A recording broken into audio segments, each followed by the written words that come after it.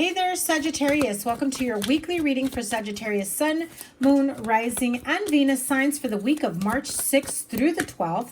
Thank you guys so much for being here. I appreciate you guys so much. Remember to give it a thumbs up, like, share, comment, and subscribe, and double tap that bell to get notified of all the new readings. If you are new to me, welcome. Make sure when you subscribe, if you choose to, you double tap that bell. I post weekly readings every weekend, so you get ahead on your week. Your monthly reading will be linked here as it becomes available because I'm trying to wrap up the month. So here we go, Sagittarius, Page of Swords, Queen of Pentacles, Nine of Cups, Nine of Pentacles, Eight of Swords, and 10 of Wands. You've got double Virgo here. I want to say Virgo's been coming out in your readings for a while. I also feel some of you may, I know this is going to sound a little weird, but I feel as though some of you may be having like a drunk talk, drunk text, drunk calling, reaching out to someone. If you've been drinking, be careful that you might slip up in what you're saying and how you say things. Be careful that it's not something that it's going to bite you in the ass later on. I feel, Sagittarius, there's a few of you that are, like quite a few of you that are really stuck in your head about something. There is something that is burdening you, and it could be about things that were said at one point. They're replaying in your mind. I'm hearing the term words of regret. So some of you may have said something not very nice to maybe a Virgo or an air sign, Aquarius, Libra, Gemini. I do feel like there's been some sort of discord, but also inner conflict and inner turmoil that you have yourself in. I also feel that some of you are really happy in a particular place in your life, but I feel like you're sensing that you have unfinished business elsewhere that needs to be taken care of. And that once that is taken care of, well, everything will just fall into place, you know? Look at that. Okay, so for some, this is divorce, separation. Others of you, it is the end of your single life because you are getting married. I do feel like there's this energy of wanting to create your happily ever after, long-term commitment, goals, whatever it may be. If you are reaching out to friends or family members that you want there to be there, I'm getting the sense of, hey, bro, I'm getting married. I really want you to be there, or I really want my girls to be there, or I regret that we haven't kept in touch for so long, but I'm going to get married, and I would really like it if you're there. I feel like there's almost this communication block in terms of how you communicate, or the fact that you haven't communicated. It could also be with friendships, relationships that didn't work out in the past also. Yeah. So there's obviously this sense of sadness and deep depression.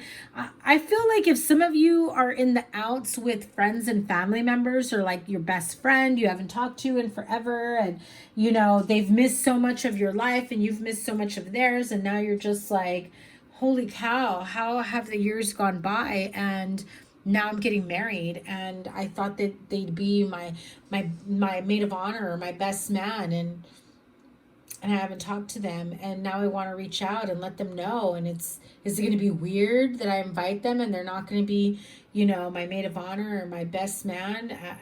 That's what we used to talk about back in the day. You know, it's like that type of energy. I'm feeling like some of you do make a long-term commitment. I'm also hearing some of you wanting to renew your vows or recommit to each other, especially if you've been separated for some time. Yeah, I feel like there's this sense of wanting to reconnect, rekindle, reconcile a relationship. You know, if you were with someone and things didn't work out, you went your separate ways, and now you're starting to realize, you know, I really want to make this work. I messed up, or I wish we weren't in this situation, or somebody comes to you saying that and you really want to make things work. I feel like there is some very positive momentum here to be able to reconnect with your, you know, with your partner that you're separated from or that you've been separated from. If you've been separated, but you know that there has been no talks of like divorce or anything like that, I do feel that there is a positive outcome. I feel like you will reconcile, you will work things out. There is a lot of heaviness surrounding this, though, that someone really needs to speak their truth, come clean about something, you know, especially if they've been stressed out, overburdened, worried about something. I feel like somebody's been holding a lot of heavy energy within themselves, and so therefore it builds up into resentment and anger, and the other person has no idea because, well, Sag, you may not be communicating, right? So it's time to level up. It's time to, you know, make big changes in your life and create your happily ever after here. I do feel like this will be a very positive outcome. If this is about rekindling or reconnecting or, you know, trying to fix a connection or a relationship from the past, I do get a very, you know, promising outcome that will gradually, right? That will gradually bring about, you know, your relationship to come back together. I just feel the need to tell you, don't expect for this person to full on jump in and soak up all the words you're saying and not move in with, you know, forward movement and action and momentum. Words can only say or do so much. You've got to show them, prove those words right. There's a lot for you to work out here. Ten of Swords, Five of Cups. Yeah. So it's not enough to promise them forward movement, forward momentum, you know, promising them to make changes. It's time for you to make the changes that you know you need to make. And no matter how fast or slow that you move forward, progress is progress. Every step forward is a step forward. So, you know, if you know that you're over giving, over promising, you know, don't promise more than you can commit to, right? Even if you know it's going to take you a long time, but don't overpromise. Let me have a card for the Ten of Swords. Yeah. So look at that. This flaky energy of, you know, wanting to recommit, promising the world, but then not following through on everything. And a short while later, well, what happens? Back to square one of this heartache, disappointment. I'm not feeling this deck. So, one last card. Actually, give me advice for Sagittarius. You've got some codependencies, addictions, addictive behavior, or like possessive, controlling energy. So you want to overpromise, but then shortchange the connection. And, you know, yeah, I know I said I was going to do that, but, you know, I'm not ready to. Well, that wasn't part of the deal, you know? Yeah. You have the power to heal this, to move forward, to create the life, the relationship that you want. But not if you're stuck in this type of manipulative energy. And if you've got addictions like drinking and gambling and whatnot, drugs, I also hear anger issues, very loud, argumentative, negative, depression, anger type energy. You can get out of this. And two cards the same. Again, If you feel like you know all the right words, all the things to say, or your partner does, but they're moving slowly, the point is that they're moving forward. Now, if you're the one making the promises and you know it's not going to be instant results, just say that.